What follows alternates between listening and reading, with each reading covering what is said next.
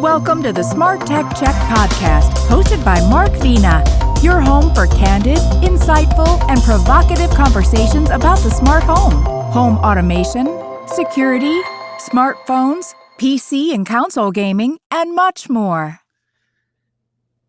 Hello, everyone. My name is Mark Vina, host of the SmartTechCheck Podcast. Today is Monday, June 19th, 2023. Cryptocurrency security solutions are crucial for several reasons. First, cryptocurrencies operate on decentralized networks, making them vulnerable to hacking and fraud. Robust security measures such as encryption and multi-factor authentication safeguard transactions and wallets, protecting users from theft and unauthorized access.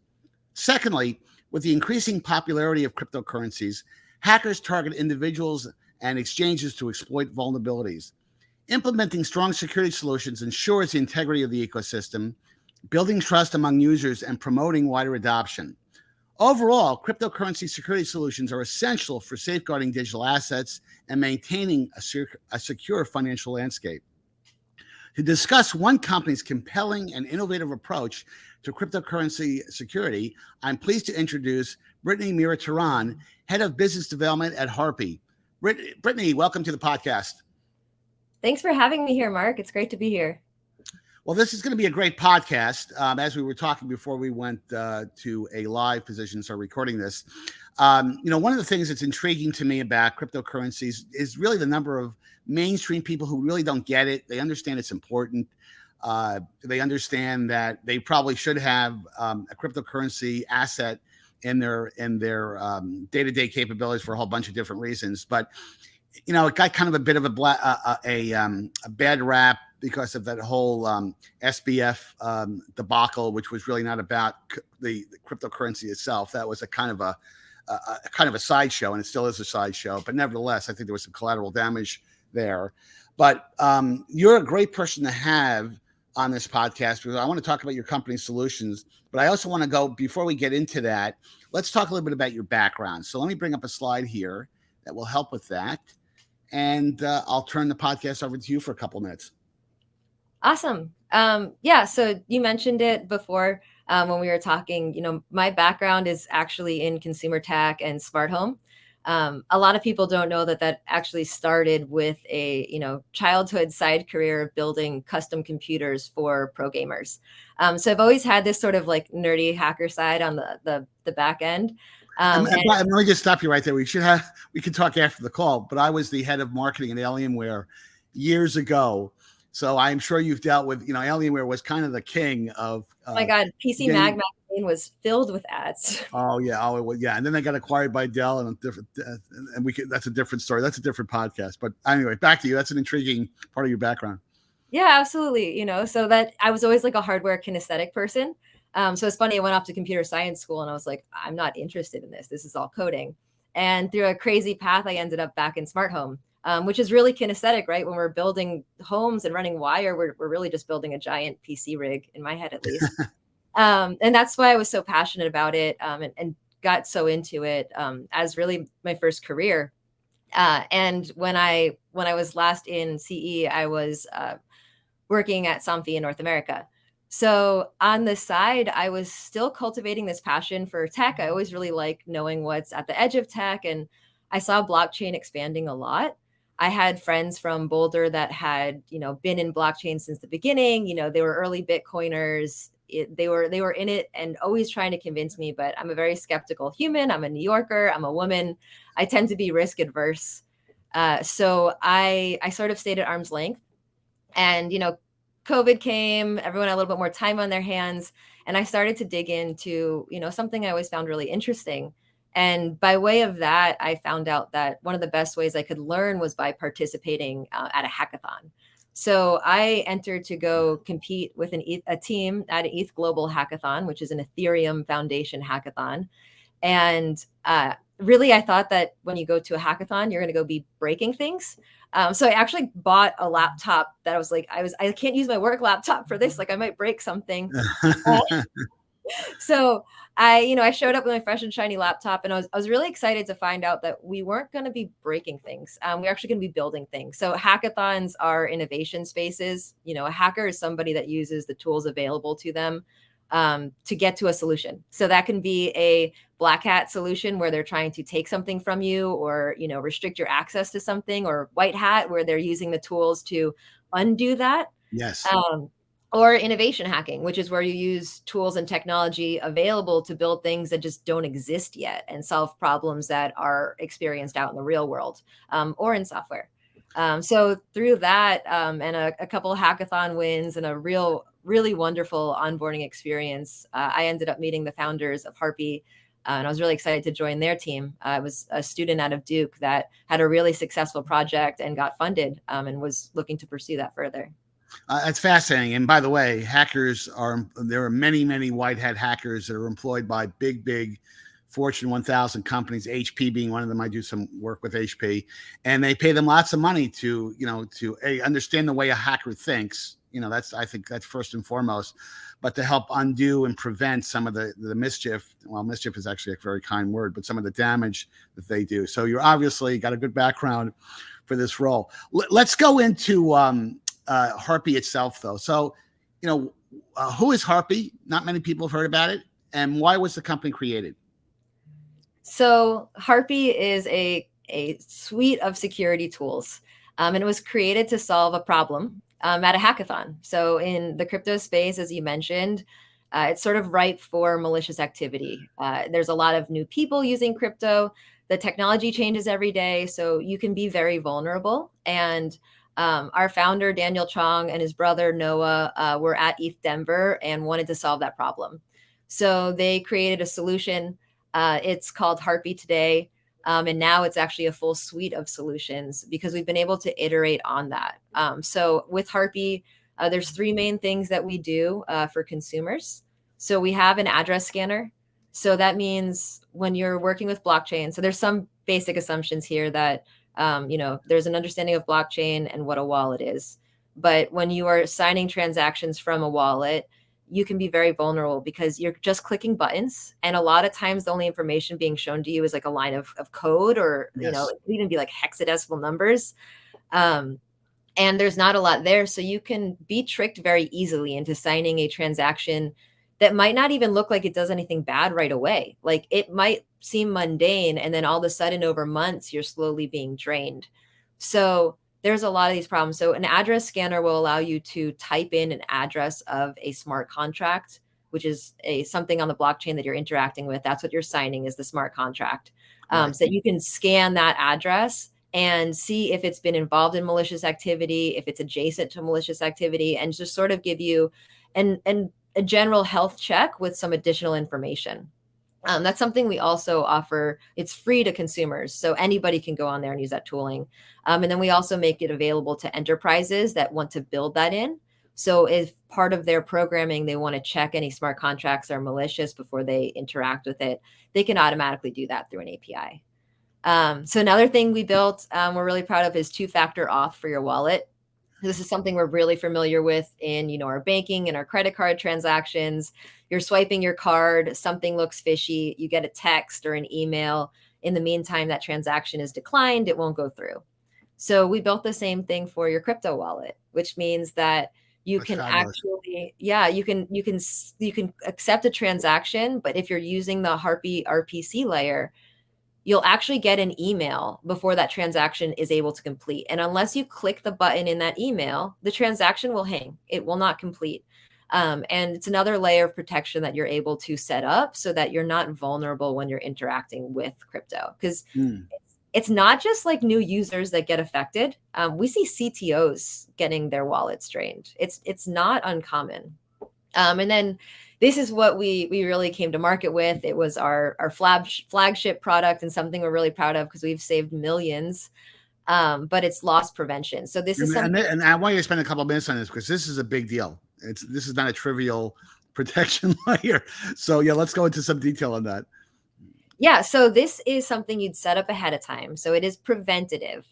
But you are able to set up a basically firewall for your wallet. So you can go in and you can protect your tokens. So if you have any sort of Ethereum tokens, you can go and protect them. What you do when you protect them is you're actually setting up a vault.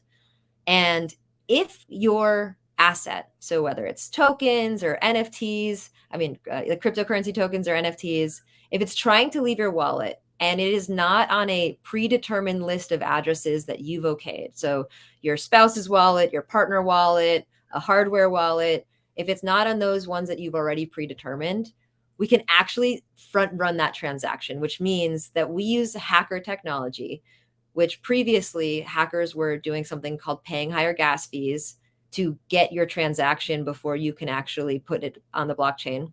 And so we're using that technology to actually take your asset back in process and put it into a vault. And it stays safely in that vault until you retrieve it. So that's a really long way to say that you can set up a protection firewall around your crypto assets.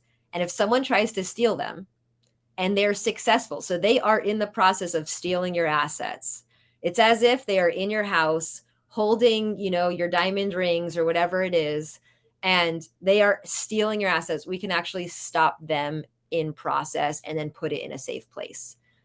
So that's really helpful because you can set up a lot of layers of protection, right? We talked about two-factor auth and address scanning, and you can use hardware wallets and good practice. But if all those things fall through, everything's gone wrong, your seed phrase is stolen, this actually helps you while you're being stolen from. Right. I mean, it really is tremendous, what I would call fail-safe technology, to use an old military term. Every layer like this is so important to really mitigate that probability of something negative happening. One of the things about cryptocurrency that people like is that the transactions go from party to party. There's a lot of security, and there's not a lot of information sometimes that's disclosed, which obviously can be a problem for people who really don't get it. That's a virtue for some folks, but it also can be a problem in terms of once that transaction goes through, there's very little you can do to try to retrieve it. There are some things you can do, but once it gets processed and executed, you're pretty much you're exposed. So let's talk about, though, the other topic, and this is really important here because I have to bring this up. You've got this whole Gen AI taking over the world, and it's scary. And that there's probably a component to that you might want to talk about, because I'm sure there's been some long discussions about that. But the ability to fake people out, deep fakes, it's really crazy. So let's talk about some of the security risks associated with this brand new world of cryptocurrency, and how your technology can mitigate the risks. Yeah. So, the really interesting thing is that when you're thinking of being hacked or a hacker attacking you, usually you're thinking of two things. A, you're thinking of a single person behind a laptop, as you see on the screen today. And you also usually think that you're going to be directly targeted, like somebody is going to be coming after you. And the problem is that it's really not that simple. There are full-blown organizations with teams and developers and salespeople that are running operations, and they're not necessarily, the majority of times, they're not trying to just get you. They're not trying to get one specific person. I think that is a terrific point. This is not Matthew Broderick from War Games, to use a really dated example. I mean, these are organizations that are, for lack of a better, they're very structured. They're almost like corporate entities, frankly, that operate, in a very nefarious and bad way. But I think that's a great point, that the entities that are doing this are not some kid in a garage in Hackensack, New Jersey. I don't know why I brought Hackensack up, but anyway, but I think it's valid. Yeah, no, they're full-blown enterprises, and hackers have resumes. Yeah. And they put a lot of effort into this. You have graphic designers, you have UI, UX, you have people making sure that the entire experience is mimicked or designed to trick you into giving away your assets. Because the thing is, most people think that they're going to be stolen from. The reality is you're tricked into giving your assets away. You are signing a contract that gives them away. And you see people using, like the APIs we built to do cool things, like show you in a wallet says, this is doing that, this transaction is interacting with this. So they're giving some information, but in the end of the day, hackers can also do their work to get good information posted up there. So they are groups of people with huge attempts and expensive attempts to trick large amounts of people at FOMO moments to giving their assets away. So they really do target those moments. But because of that, you see people that you would think are immune to this kind of mistake. Like I said, you see CEOs and founders and CTOs getting tricked by phishing scams. No, I think that's an absolutely important point here. This is not a problem that only affects senior citizens, which I think is some people perceive that. And there's no question that the older population might be disproportionately affected by issues like that. But you're absolutely right. You could be working for a Fortune 50 company as a CTO, and then you have to be you're embarrassed to admit, oh, I got my account got phished. So it's a problem. It's so hard. And then you end up in this situation where it's very publicly, aware, especially in the crypto world, everyone's still very much on Twitter. So information travels very quickly. And then as an organization, or a user, you are forced to come up with security measures very quickly. So now you are in a second vulnerable state, right? You just lost all your assets. And now you have people coming to you offering, because there are, like you mentioned, real white hat hackers. You can, if you've lost over $1,000 in digital assets, you can usually enlist a white hat hacker to help you retrieve them if it's going to be possible. And then they take a finder's fee off of that. But if you got your assets stolen, now all of a sudden you're in a second vulnerable state. You don't have your things. You feel like you need to protect yourself, and you have a lot of strangers and companies reaching out to you, offering their services and their protection or their help. And unfortunately, a certain amount of those people are also nefarious. So you are now having to make very quick decisions on security. So it's just so important, to be proactive about this, because there are, there's a whole list on the page right here. These are all different ways you can be tricked into giving away your stuff. And honestly, it's crypto. So you can also accidentally send your things to the wrong place too. And being protected in instances like that is also helpful. I would be lying if I didn't say I didn't accidentally send my token once to the wrong address. I was trying to send it to my husband, and instead it went to a different ETH name. And that was purely my mistake. And had I been using Harpie back then, or had protections enabled, it would also protect against user error. Right. So you have natural user error. It's real. You see user error all the time. We do it in smart home tech too. We make mistakes. We're human. So protecting yourself against that in general is very helpful. But there are, people really underestimate the organization of the entities that run these cyber scams. Well, and he could be a teenager in a basement in Hackensack, but he's likely working with 10 or 12 other people. I think you said you were from New York, so you probably know where Hackensack is. So I do. I'm from northern New Jersey. I know where Hackensack is. There's a couple of great restaurants and delis in Hackensack. But the thing I want, before we move off the slide, social media has become this kind of the farm system for, to use like a baseball term, a farm system for cryptocurrency scams. And each of these are big problems. But have you noticed the rise in that yourself? And the fact that that social media can be used it's great in a variety of different ways. But if you want to scam folks, it seems to be the almost ripe territory for the bad guys to kind of operate. Yeah, no, absolutely. I think social media is unfortunately the medium that most of this happens through. That's usually where you're clicking a malicious link through. Sometimes it's email, but you're right with the prevalence of social media. And the problem is that it's really easy to mimic a reputable source. It's very, feasible to get followers, create engagement. People sell their actual engaged accounts to hackers.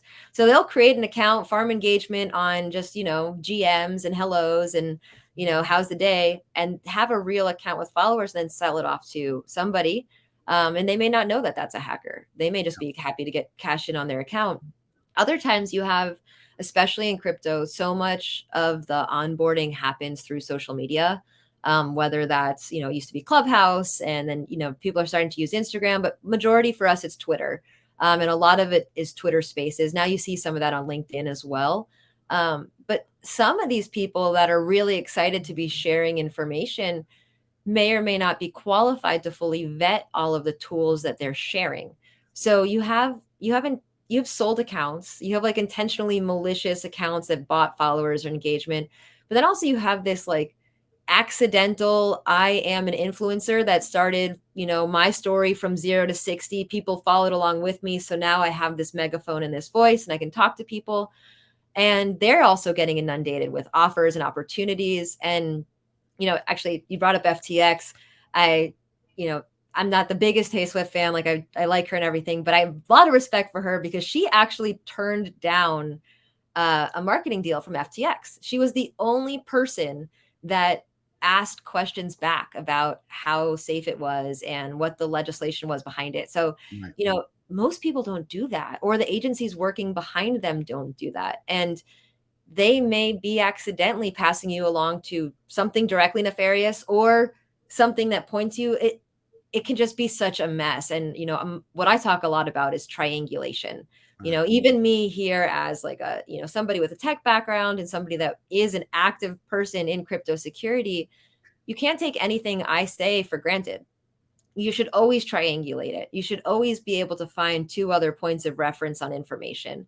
And if you can't, I highly recommend either digging deeper or sticking back, especially if it feels FOMO. Like if you have any fear of missing out, if you feel like there is a timestamp on something, and if you don't get past your gut judgment on something, you're going to miss out. Like that is your literal guttural fear indicator. Like miss out, because that's when most of this theft and accidental phishing happens. Yeah.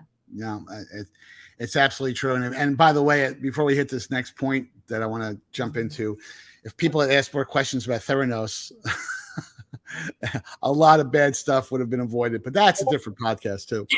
So let's talk about why these scams and attacks so common. We're talking about some big numbers here with we're pointing to a number here of almost $1 billion. Let's call it $730 million, but I'll round up for priority purposes. But let's talk about why these scams so common. I think that we've been, talking about a lot of this here just because there are so many assets available and so many people to steal from. The tech is being invented every single day. More capital is being put into crypto every single day. And whether you personally feel that that's like a good thing or a bad thing is somewhat on the side. The reality is there are a lot of assets here, and people are continuing to put money into this digital space. And as long as that grows every year, the interest in stealing those assets is also going to grow every year. We talk a lot about in the crypto space, like mainstream adoption and onboarding, and what can we do to bring on the next billion people to being comfortable with digital asset use. The short end of that one is they're going to be brought on without thinking about it, because the reason this technology is so cool is it really just changes how we build the things we use today. The same way we don't talk about JavaScript or CSS, or you don't walk into a smart home and say, let me tell you about all the cool like API keys I'm using in here and applets I downloaded to make, you talk about how it feels and what their actual user experience is going to be. Well, and I think the point you're making here is that anytime there is a huge pool of money or assets, the bad guys will go chase it. And look what's happened with the PPP program. I'll say it just correctly. The government, you could argue all day long that, hey, should they have had that program? Should they not had that program? But I think I saw a report the other day of the $1.2 trillion in PPP that was allocated. 30% of it was lost to fraud. Some of it crypto, by the way, involved. That's a different topic. But the bottom line is that when you have a big chunk of money, and by the way, the government was very focused on getting those dollars out as soon as possible, so they didn't implement some of the security capabilities that you would normally implement. You get a lot of bad guys that will focus on that. So that it's a very, very important point. Very, very important. It's funny you bring that up. You can, again, there's a lot of different feelings about like central bank digital currencies and things like that. If you just look at it with sort of a raw lens of like what exists and what doesn't, that's the kind of thing that blockchain technology fixes, Yes. So if the government needed to release a large amount of funds quickly and also need to know where those funds went and how they were used, that's exactly what blockchain does, Yes. because everything is immutable and everything's on chain. So they would have released that money and you can't change. So even if that money was washed and moved and moved and moved, you can still see where it originated. Yes. And that's why I think being at least aware or comfortable with what blockchain technology is today is so important. It's one of the reasons I sort of dove out of CE with always the intention of being there for the industry, because we're going to be using it in all things we do, whether that's how we do our, recurring service models, or, how you actually interact with a home, forget about like, dongles and things like that. Your digital wallet is going to be doing things, and they're dynamic. So you can give somebody access to your home and also revoke it just from your own phone. And again, all these things are on chain. So somebody is entering the home. You can't change that. It's there. So it's a little bit of a diversion from what we were talking about, but I think, it answers the question kind of well, because it's so prolific, because there's so many assets in it. And that's just going to keep growing exponentially as more enterprise dives in and more retail dives in, which means, there's going to be more people out there to try and get Right. their share in an unfair way. So let's get to the $64,000 cryptocurrency question. What can individuals, this is where Harpie comes in, what can individuals do, and the technology and the industry to protect themselves? So let's talk about that. Yeah. So the first thing, like we mentioned, scanning, looking at what you're doing, triangulating your information, and making sure you're clear on what's about to happen. Then make sure you have your two-factor auth set up. So you have looked at that transaction, it's gone to your email, and you've clicked it to go through.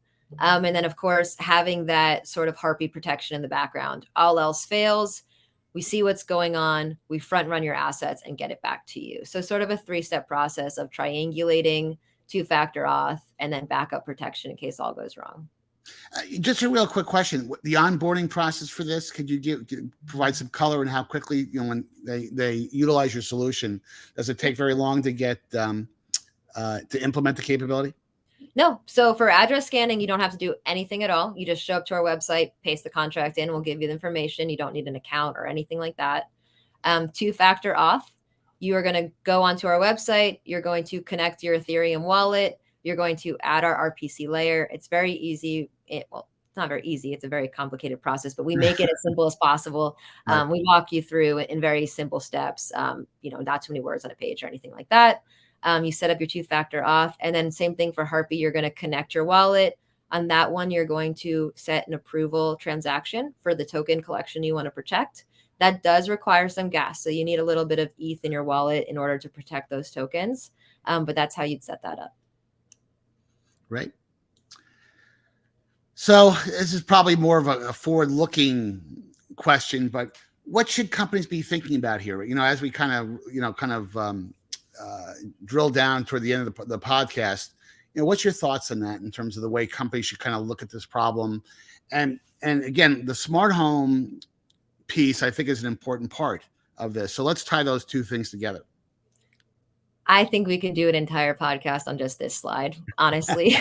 To be honest, there's just so much, from the smart home space. You have everything from, we're usually responsible for the network. I say we because I always will feel like an integrator at heart. But we're responsible for the network, the security of that network. There's assets being stored in that home on that net. Well, it's on the blockchain, but they're being accessed through that network. The computers that are accessing those wallets are on that network. That's really important.